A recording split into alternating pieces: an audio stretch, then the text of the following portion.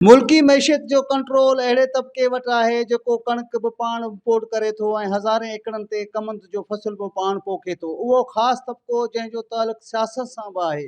जॾहिं चाहे मुल्क में ब्लैक मार्केटिंग करे उहा उन जी मर्ज़ी, उनखे केरु बि चवणु आखण वारो कोन्हे। उन ब्लैक मार्केटिंग जा असरात उन तबिके ते पवनि था जेको मज़दूरी करे अटे जी लप ऐं खंड जो छटांग वठी अचे थो। अॼुकल्ह उन ख़ासि तबिके पारां ॿई शयूं गोदाम थी वियूं आहिनि, जंहिं करे मज़दूर तबिको सख़्तु परेशान थी वियो आहे। अचो त उन सिलसिले में खान मालूम कयूं त हू आवाज़ टीवी न्यूज़ सां पंहिंजा वीचार कहिड़ी रीति था वंढेनि। असांजे मुल्क जी जेका हिकिड़ी कम्युनिटी आहे, उन कम्युनिटी में ॾिठो वञे अॼुकल्ह लालच वधी वई आहे। माण्हू माल लालच करे स्टॉक कनि था, वरी साॻियो हिसाब बराबरि आहे, कुझु बि कनि छा बि कनि। मिसाल तौरु सामान अगरि जो लिकाए रखनि बि था, वरी खपाइनि था, हुननि खे छा बचंदा? लख रुपयो वधीक मिलंदो त अलाह ताला जो हिसाब किताब अलाह ताला खे बराबरि करिणो आहे, हू 2 लख ॿिए पासे भरे ईंदो।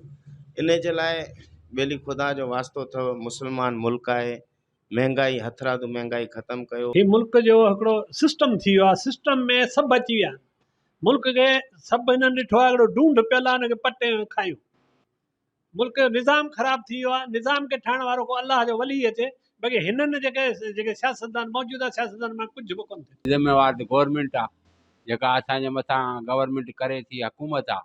असां हुकूमत खे अपील था कयूं त का रेंजर्स या को ॿियो इदारो हिननि जे मथां लॻाए त हिननि जी जेका ज़ख़ीरा अंदोज़ी या जेके ॿियूं हथरादू महांगायूं आहिनि उन्हनि ते कंट्रोल कयो वञे, कानून ठाहियो वञे ऐं कानून जी पासदारी कई वञे। इहा रेंजर्स खां अलावा या फ़ौज खां अलावा नथी थी सघे, छो जो पुलिस ॿियो उन्हनि सां मुलविस आहे। AC DC सभु हिकिड़ी ॻाल्हि आहिनि।